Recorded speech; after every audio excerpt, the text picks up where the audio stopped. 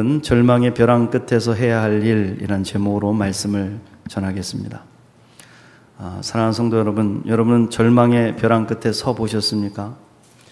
많은 분들이 삶의 고통이 극심해서 절망의 벼랑 끝, 낭떠러지에 서 있는 것 같은 경험을 하셨다고 이제 그런 말씀들을 하십니다. 목사님, 내가 꼭 낭떠러지에 서 있는 것 같다고. 어떤 분들은 그 끝을 이미 경험하고 극복하신 분들도 계시고, 지금 그 절망의 벼랑 끝에 서 있다고 느끼는 분들도 계실 겁니다. 우리가 걸어가는 인생길은 광야와 같습니다. 길을 걸어가다 보면 극심한 갈증을 찾아오기도 하고, 또 위험한 짐승이나 대적들을 만나서 싸워야 하기도 하고, 때로는 생명을 위협받는 질병과 고난을 당하기도 합니다. 길이 끊어진 벼랑을 만나서 어찌할 바를 몰라 당황할 때도 있지요. 고난은 우리를 절망하게 만듭니다. 대부분의 사람들은 그 벼랑 끝에서 탄식하면서 나락으로 떨어질 때가 많아요. 그러나 우리 그리스도인들은 벼랑 끝에서 해야 될 일이 있다. 무엇을 해야 될까? 오늘 말씀을 통해서 절망의 벼랑 끝에서 우리 그리스도인들이 해야 할 일이 무엇인지 살펴보도록 하겠습니다. 첫 번째로, 하나님을 갈망해야 한다. 하나님을 갈망해야 한다. 오늘 말씀을 쓴 시인은 극심한 고난에 시달리고 있는 것으로 보이죠.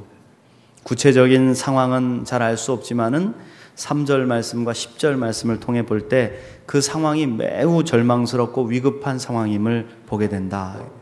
3절 말씀 보시면, 사람들이 종일 내게 하는 말이 내 하나님이 어디 있느냐 하오니 내 눈물이 주야로 내 음식이 되었도다. 그랬어요. 여러분, 우리가 잘 나갈 때는요, 사람들이 부러워합니다.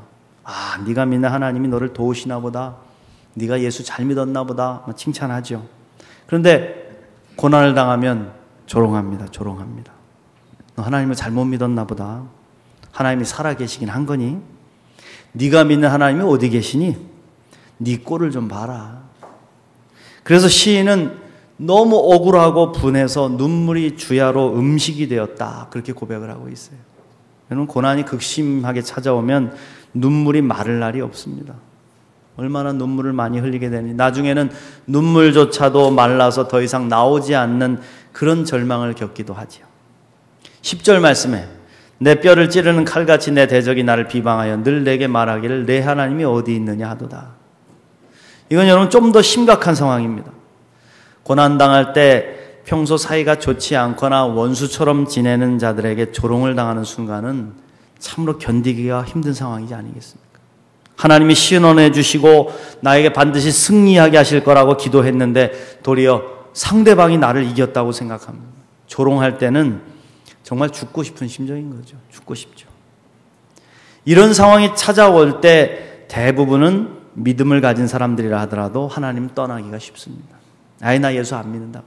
이러려면 내가 예수 뭐하러 믿느냐고. 하나님을 찾아가는 길이 그렇게 괴롭고 힘들 수가 없어요. 그렇지 않습니까? 여러분, 고난당할 때 교회 나오는 길이 쉬우신가요? 교회 나오기 쉽지 않습니다. 사람들이 수군거리는 것 같고 조롱하는 것 같습니다. 말씀을 들어도 들리지가 않아요. 목사가 하나님 우리를 도우십니다, 지키십니다, 우리 편이십니다 외쳐 설교해도 속으로는 그렇게 들려요. 너는 제외다. 너에게 하나님은 그런 분이 아니시다. 사탄의 속삭임입니다. 근데 이런 절망의 순간에 시인은 고백을 하는 거예요. 나는 여호와 하나님을 갈망합니다. 갈망합니다. 1절부터 보시면, 하나님이여 사슴이 시냇물을 찾기에 갈급함같이 내 영혼이 주를 찾기에 갈급하나이다. 내 영혼이 하나님 곧 살아계시는 하나님을 갈망하나니 내가 어느 때에 나아가서 하나님의 얼굴을 배울까. 얼마나 보고 싶은지. 목마른 사슴이 시냇물을 찾아 갈급한 상황을 여러분 한번 묵상을 해보십시오. 사슴은 연약한 동물입니다. 자기를 보호할 강력한 뿔이나 힘을 가지고 있지 않습니다. 그래서 늘 맹수들의 습격을 받으면 죽을 수밖에 없어요. 물이 말라서 넓은 시냇가에 가에서만 물을 마실 수 있는 상황이 찾아오면 사슴은 목숨을 걸고 거길 가야 되는 거예요. 언제 공격을 당할지 모르는 두려움에 떨지만 타는 목마름으로 물을 찾아 나서가는 것입니다. 생명을 유지할 수 있는 길은, 유일한 길은 오직 물을 찾아서 마시는 방법밖에 없기 때문입니다. 바로 이 갈급함, 이 타는 목마름으로 하나님을 갈망한다는 것이죠. 여러분, 인생의 절망스러운 갈증을 채워주시고 해결해 주실 분은 오직 하나님밖에 없음을 고백하는 거예요. 난 하나님밖에 없습니다. 내가 어느 때 나아가서 하나님의 얼굴을 배울까? 하나님을 만나야 산다는 것입니다. 하나님을 만나야 나는 삽니다. 필살의 각오로 하나님을 갈망하며 나아가고 있는 것이죠. 사랑하는 성도 여러분, 절망의 벼랑 끝에 서 계십니까? 하나님을 갈망하시기를 축원합니다. 우리가 갈망해야 될 건 돈이 아니에요. 주님 1,000만 원만, 1,000만 원만, 1,000만 원만. 주님 이 일을 도와줄 어떤 사람만. 세상적인 능력이 아닙니다. 나를 절망의 수렁에서 건지시고 벼랑 끝에서 날아오르게 하실 하나님이시다. 아멘. 저는 목회자로서 성도들의 어려운 이야기를 많이 듣습니다. 이야기를 듣다 보면 가슴이 많이 아파요. 기도를 많이 해주게 돼요. 새벽에 나와서 특별히 그분을 위해서 기도를 많이 해요. 함께 기도해요. 그런데 때때로 제 마음에 그런 생각이 들 때가 있어요.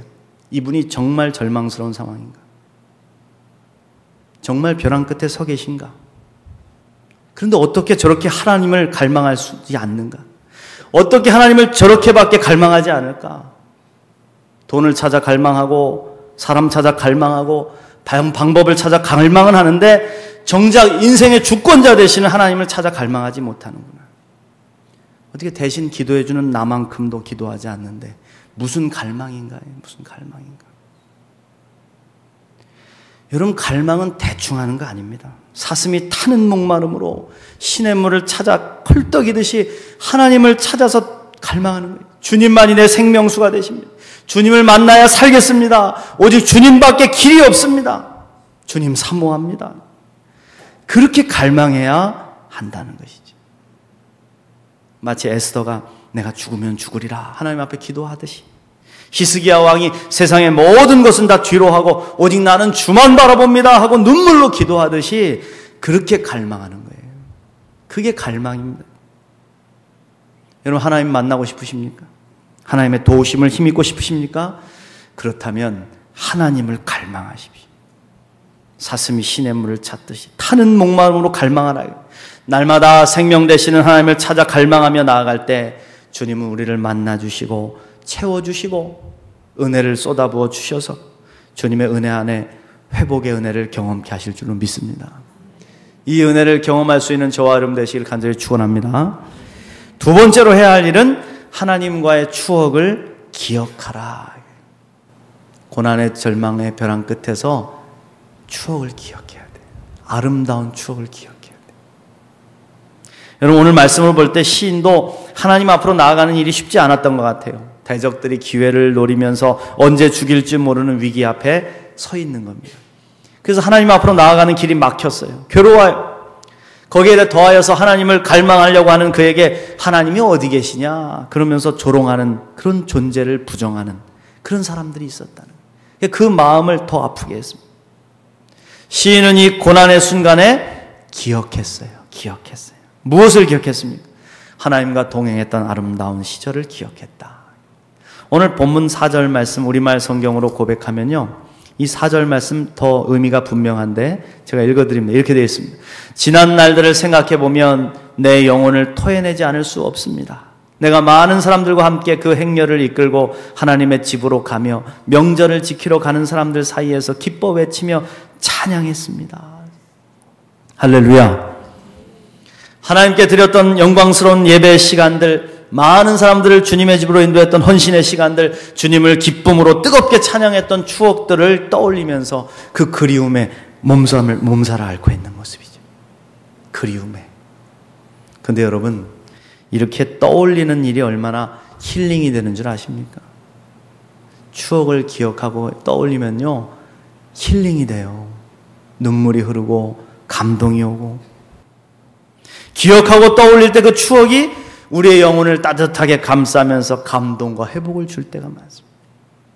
제 26에 군대를 가가지고 구박받고 고생을 많이 하는데 한 번은 고참한테 얻어맞았어요. 그래가지고 그 군대 바깥에 있는 조그마한 비닐하우스 안에 들어가가지고 얼마나 우는데 그때 떠오르는 생각이 있어요. 교회 생각이 나는 거예요. 교회에서 부르던 찬양, 내가 가르쳤던 아이들의 초롱초롱한 눈망울들, 뜨겁게 기도했던 수련의 시간들, 함께 나누었던 아름다운 식사들, 무엇보다 사랑하는 사람과 함께 드렸던 예배와 헌신들을 떠올릴 때 힘이 나더라고요. 아, 내가 그 사람들이 내게 있지. 추운 밤을 보내고 더운 낮을 버텨야 될 때 70km의 야간 행군을 걸어가면서 사랑하는 가족과 교회를 떠올리며 찬송하며 걷게 되니까 힘이 나더라니까요. 추억은 우리로 하여금 힘을 얻게 합니다. 탕자를 생각해 보세요. 탕자. 그는 쥐엄나무 열매조차도 제대로 먹을 수 없는 고난의 순간에 아버지를 떠올리는 겁니다. 기억하는 거예요. 아, 아버지 계시는 집에는 먹을 게 많았지. 그 집의 따뜻함을 떠올렸고 아버지와 함께 나누던 풍성한 식탁을 기억했어요. 많은 일꾼들이 자기를 돕고 섬겼던 그 따뜻한 가정을 떠올렸어요. 아버지와 함께 드렸던 제사, 예배도 떠올렸어요. 그러니 자기 자신을 보니까 예배도 못 드리고 짐승처럼 굴뒹굴며 살아가는 삶이 얼마나 처량한지. 근데 그 추억이 놀라운 힘을 그에게 불어넣어 주는 겁니다. 아, 내가 여기서 죽어서는 안 되겠다. 내가 아버지께로 달려가야 되겠다. 그는 그 추억을 향해 달려가는 것이죠. 아버지가 계시는 집으로 달려가 그 품에 안겨 모든 것을 회복하게 된 줄 믿습니다. 할렐루야. 여러분 그렇습니다. 힘들고 어려울수록 우리는 기억해야 돼요. 아니 난 기억하기도 싫다고. 교회 다니는 거 지긋지긋하다고. 하나님 나 도와주지도 않는 것 같고. 나 싫다고. 아니다. 기억해야 된다. 하나님께 예배드리던 그 거룩함을, 뜨겁게 부르짖고 기도하던 그 간절함을, 영혼을 구원하고 어려운 이웃을 돕고 공동체의 기쁨과 슬픔을 함께 나누었던 그 추억들을 떠올리면서 아버지께로 가야 된다. 할렐루야. 많은 그리스도인들이 고난이 찾아오면 도망을 치려고 그래요. 예배부터 빠지려고 합니다. 기도의 자리를 떠나려고 합니다. 그리고는 영영 회복되지 못하고 돌아오지 못하는 탕자가 되고 말아요. 그래서는 안 된다는 겁니다. 그래서는 안 돼요. 기억해야 됩니다. 그 기억하는 과정이 고통스럽다 할지라도 떠올려야 돼요. 이를 악물고 눈물을 쏟고 괴로움에 가슴을 찢더라도 기억하고 하나님 품으로 달려와야 된다. 6절 말씀, 오늘 본문, 내 하나님이여 내 영혼이 내 속에서 낙심이 되므로 내가 요단 땅과 헤르몬과 미살산에서 주를 기억하나이다. 할렐루야. 여러분 기억하면요 눈물이 나요. 눈물이 많이 나면요 가슴이 녹아요. 가슴이 녹으면요 마음이 풀려요. 그러면 두 눈이 맑아져요. 눈이 맑아지면 하나님이 보입니다. 그러면 달려갈 수가 있는 거예요. 그런데 기억하기 위해 추억이 있어야 되지 않겠습니까? 우리가 왜 신앙생활 열심히 해야 됩니까? 이 과정 하나하나가 다 하나님과 함께하는 아름다운 추억이기 때문에 그 기억이 있어야 돼요. 이게 부족하면 시련이 찾아올 때 기억할 추억이 없어요. 기억하고 싶어도 뭐 한계 있어야지. 대충 그럭저럭 적당히 맨날 그렇게 하고 왔다 갔다 했으니 뭐 추억이 있어야지. 추억이 없으면 회복도 없습니다. 그렇다면 추억은 어떻게 만듭니까? 기억하고 감사하면 만들어지는 거예요. 사랑하는 사람과의 많은 추억들 한번 떠올려 보세요. 다 기억나십니까? 안 나요. 어떤 것만 기억나? 특별한 거. 특별한 장소, 특별한 사건, 특별한 이벤트, 뭐보다도 사랑을 고백하고 감사했던 순간들이 사진처럼 남는 거예요. 그 마음판에 찍혀서 기억되는 겁니다. 오늘 시인도 뭘 기억했습니까? 하나님께 드렸던 아름다운 예배, 격정적인 기도, 찬양의 순간들을 기억한 것이죠. 이 시를 쓴 시인이 누굽니까? 바로 고라자손이에요. 고라자손의 찬송시입니다. 고라자손이 뭐 하는 사람이었습니까? 성전에서 봉사하는 사람들이었습니다. 그러니 얼마나 많은 추억들이 그들 가슴 속에 새겨져 있겠었냐. 그러므로 사랑하는 성도 여러분, 여러분의 삶의 구비구비마다 함께 하셨던 하나님의 은혜, 하나님의 사랑을 기억의 저장고 안에 많이 저장해 두시기를 축원합니다. 그러기 위해서는 기억하고 감사하는 삶을 살아야 돼. 하나님 앞에 감사할 추억이 많은 인생은 절대로 쓰러지지 않습니다. 혹여 내가 지쳐 쓰러졌다 할지라도 하나님과 함께했던 그 아름다운 기억이 나를 다시 일으켜 세우실 겁니다. 절망의 벼랑 끝에 섰을 때 떠오를 수 있는 아름다운 기억, 그 기억을 붙잡고 날아오를 수 있는 저와 여러분 되시기를 간절히 축원합니다. 마지막으로 절망의 벼랑 끝에서 우리가 해야 될 일은 기도하는 것이다.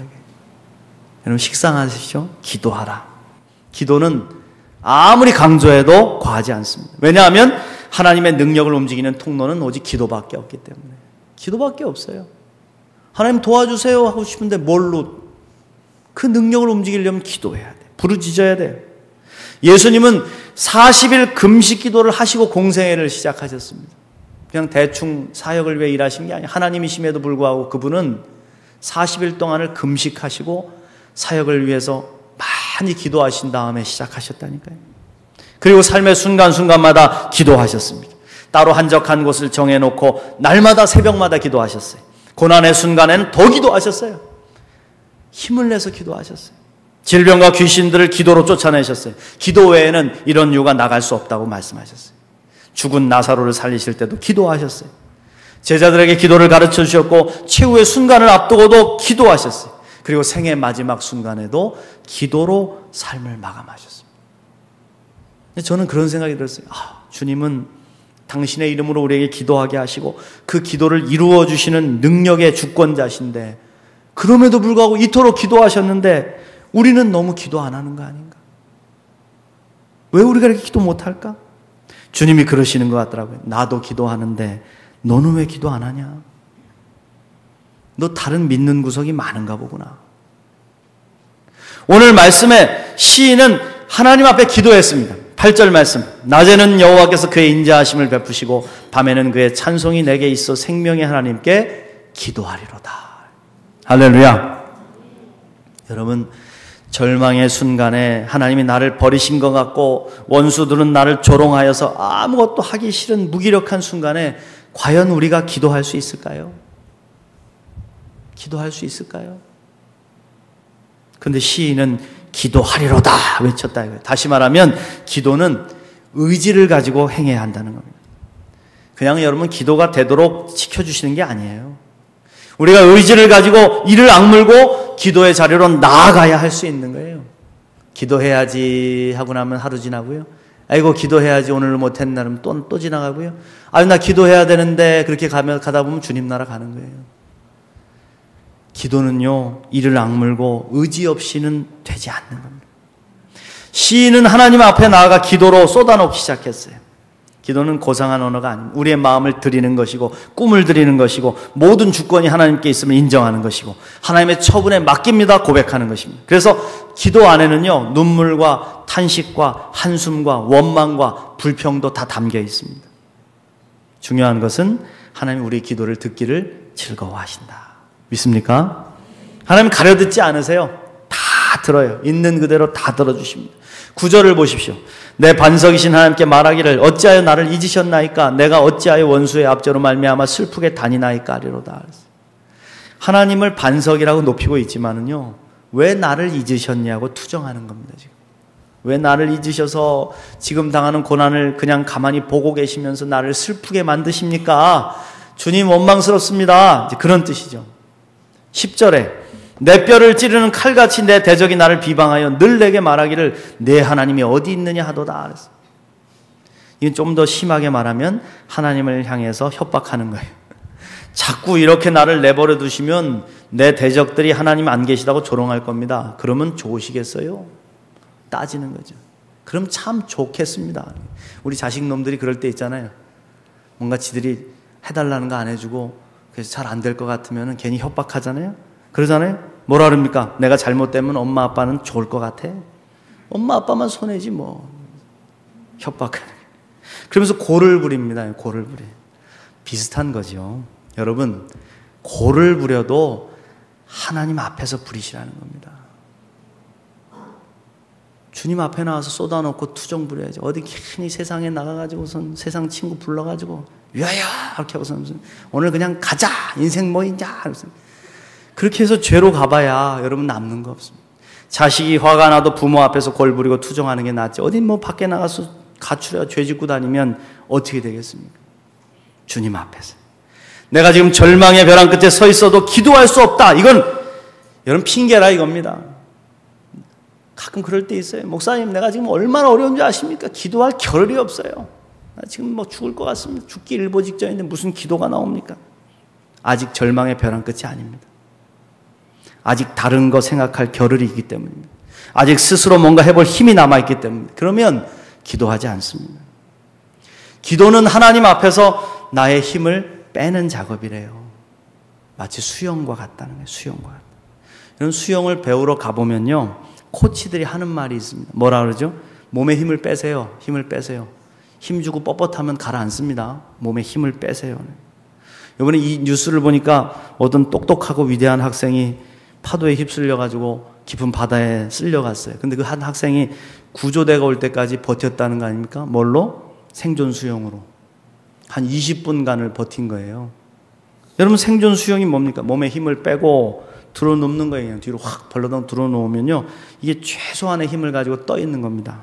몸에 힘을 빼면은 가만히 들어 놓고 있으면 몸이 뜨는데 코하고 입이 이렇게 올라오거든요.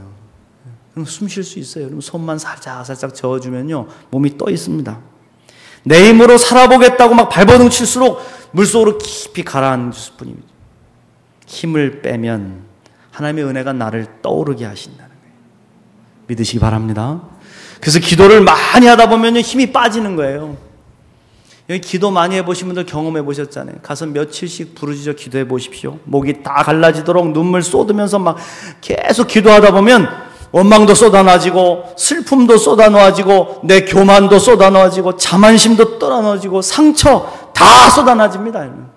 처음에는 뭐 이거 해주세요 막 저거 하지 그러지 않아요. 나중에는 막 하나님 나를 불쌍히 여기서 막 하다가 나중에는 원망 막 쏟아놓고, 그 다음에 나중에 내 가슴, 주님 내가 교만했습니다. 내가 잘못했습니다. 다 쏟아놓고 나면 가슴이 후련해지면서요, 여기 막 구멍이 이렇게 뻥 뚫린 것 같은 거예요. 누가 와서 막 칼로 푹 찔러도 안 아프고 안 죽을 것 같고 밉지 않을 것 같은. 그럼 어떻게 돼? 마음이 부들부들해집니다. 그럼 그때 귀가 열리고 눈이 열리기 시작해요. 그때 하나님이 음성을 들려주십니다. 마음에 떠오르는 지혜를 주신다는 거예요. 오늘 11절 말씀 보십시오. 내 영혼아, 내가 어찌하여 낙심하며 어찌하여 내 속에서 불안해하는가? 너는 하나님께 소망을 두라. 나는 그가 나타나 도우심으로 말미암아 내 하나님을 여전히 찬송하리로다. 할렐루야. 여러분, 이 고백이 그냥 나온 고백 같으십니까? 그냥 하늘에서 뚝 떨어진 것 같습니까? 아닙니다. 이 고백은 절대로 갑자기 떨어진 고백이 아니에요. 기도하는 자에게 부어주신 성령의 감동입니다. 하늘의 약속입니다. 하나님의 약속, 위로입니다. 여러분, 기도하다 보면 하나님의 함께 하심을 체험하게 되고, 기도하다 보면 하나님의 확실한 음성을 듣게 돼요. 그러면 용기가 샘솟습니다. 그럼 뭐해? 내게 능력 주시는 자 안에서 내가 모든 거 할 수 있습니다. 담대함이 생기는 거예요. 왜? 기도했기 때문인 줄 믿습니다. 지금 삶의 자리가 절망의 벼랑 끝이라 생각되신다면 기도하시라는 거예요. 기도밖에 없어요. 성경의 많은 고백들이 절망의 벼랑 끝에서 기도할 때 들려주신 하나님의 이야기예요. 하나님의 약속들입니다. 목사님 기도해 주세요. 무슨 목사 능력으로다가 그냥 뻥튀기 해가지고 갑자기 턱 그냥 그렇게 좋은 일 될 거라고 생각하지 마시고 스스로 기도해야 된다. 하나님의 약속을 들을 때까지. 오늘 그 은혜를 저와 여러분도 체험하시기를 간절히 축원합니다. 사슴처럼 갈망함으로, 하나님과의 추억을 기억함으로, 오직 하나님께 소망을 두고 믿음으로 기도함으로 절망의 벼랑 끝에서 훨훨 날아오를 수 있는 우리 모두가 되시기를 간절히 축원합니다.